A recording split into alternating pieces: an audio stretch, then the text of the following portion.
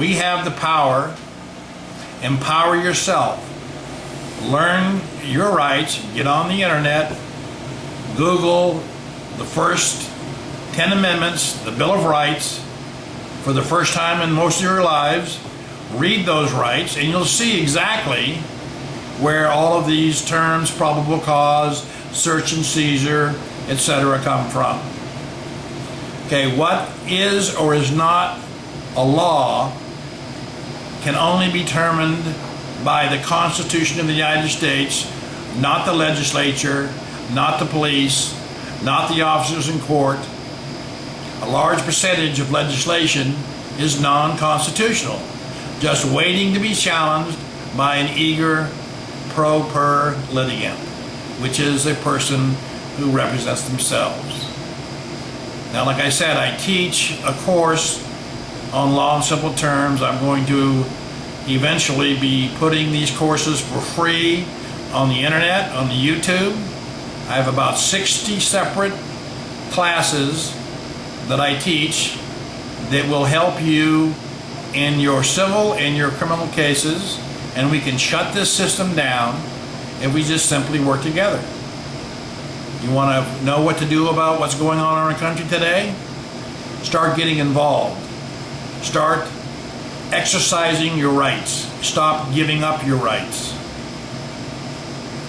Okay, the ultimate source of all rights is the author of all things, not government. You notice that the founders of the Constitution did not use phrases very commonly like God or Christ or whatever the case may be, because they wanted to make this an issue that the government understood that our rights came from some higher source other than government itself. This is not a matter of being religious or invoking any deity. This is an issue that makes the government understand that the people are sovereign, the people have the rights, and the government and governments are subordinate to us. Rights come from somewhere else, some higher authority, not from government. Government is our servant. Government is our tool. Government is here to protect our liberties and protect our constitutional rights. The first 10 amendments are not what our rights are. They are a notice to the state and federal governments of what rights we hold nearest and dearest to us. We don't need laws to tell us what we can do. We can do everything. The government needs a law to tell us what we can't do, and there has to be certain criteria, which we won't get into during this video, on how they can even create a law. When you're speaking with a police officer or government official, make no admissions, make no confessions, make no denials. Deny nothing, confess nothing, admit nothing. If they have information, they're not going to be bothering to ask you questions. They're just going to click, click, go to jail. If they see you stealing the apple, they're not going to go over and say, gee, why are you stealing this apple? They're just going to go and arrest you. However, if somebody alerts them to the fact that you just stole an apple, well, they're going to go over there and try to get you to make an admission or confession that you in fact stole the apple, because the incident did not occur within the purview of the officer. And as some of you may or may not know, a police officer may not make a misdemeanor arrest if it's not committed in his presence. He may only make a felony arrest, and he needs to have articulable suspicion of criminal activity, and it has to rise to a level of probable cause, not just mere suspicion.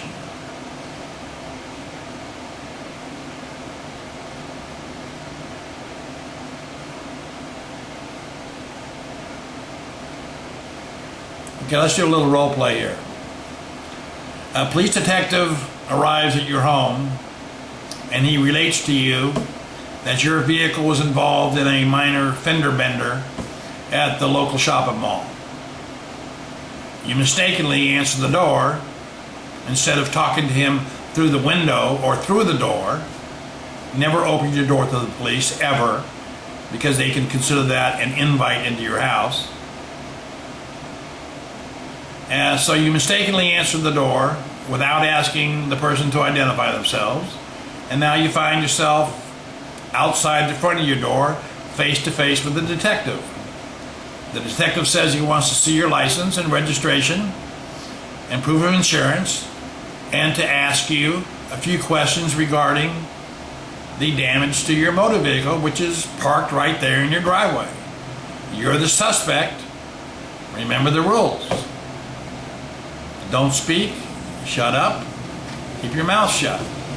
What requirements do you have under that particular condition to show the police officer your driver's license, to show him proof of insurance? Now he sees a car in the driveway. On his little computer, he's run the tag on the computer, and it's come back to your name, and you mistakenly identified yourself to the officer, so he knows that that motor vehicle belongs to you, and that the paint transfer of the other motor vehicle matches the paint transfer on the car where your car is damaged. So you can pretty much put two and two together. Now, what are your requirements to respond to any of his questioning whatsoever, or what is your requirement to give him identification, proof of insurance, or your registration? Zero. Nothing. Nothing requires you to speak to that man. You may tell him to go away, conduct your investigation, but you'll get nothing from me. Goodbye. End of case. There's only one circumstance where you're required to produce identification in this country. It's a case called Brown versus Texas. United States Supreme Court, 1968, decided this case absolutely. And even as a police officer in South Florida, we once had an ordinance that required people to produce identification upon demand to a police officer. There is no such law. There's only one condition, and that's if you're operating a motor vehicle. If you're the passenger in a motor vehicle, you are not required to speak to the police or identify yourself. If you were stopped by a police officer and you were the passenger, you have every right to get out of the car and start hoofing it down the road, and there's not a thing they can do about it.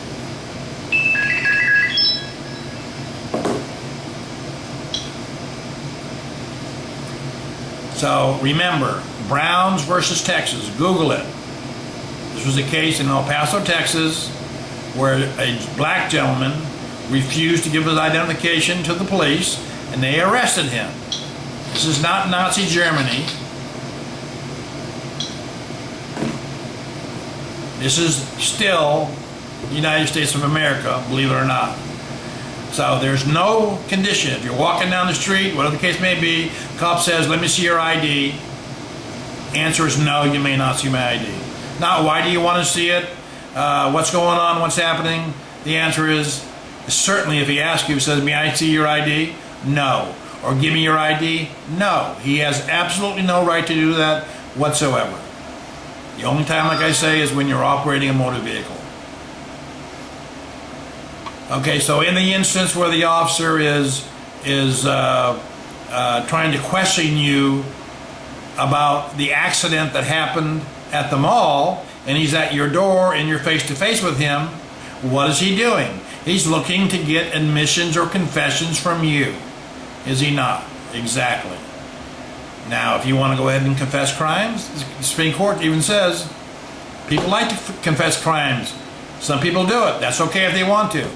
But there's no requirement to speak to the police under any circumstance Even if you have to give them your identification when you're operating a motor vehicle, you still have no requirement whatsoever to utter one single word to a police officer, period.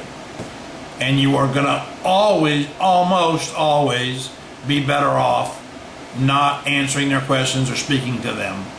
And if they start harassing you, get their badge number, go down to the police department, and make a complaint with Internal Affairs. I teach people how to file and prosecute false arrest, false imprisonment. That's a very powerful tool. And we are very successful at doing that. In future videos, I'll be showing you and giving you information and giving you boilerplate complaints on how to do exactly that, and you just simply have to apply it to your community. Next video, we'll be covering a different subject matter. I haven't decided what that's going to be yet, but I hope this was informational. And if any of you folks happen to be around Davie, Florida, we have classes on Thursday nights at 7 p.m. First come, first serve.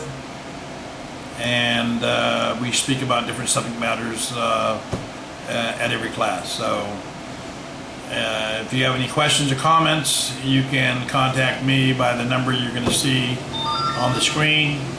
And also you can contact my Meetup site and my website, which is hopefully also going to be on the screen this time. So I thank you very much for your kind attention, and we'll talk to you next time.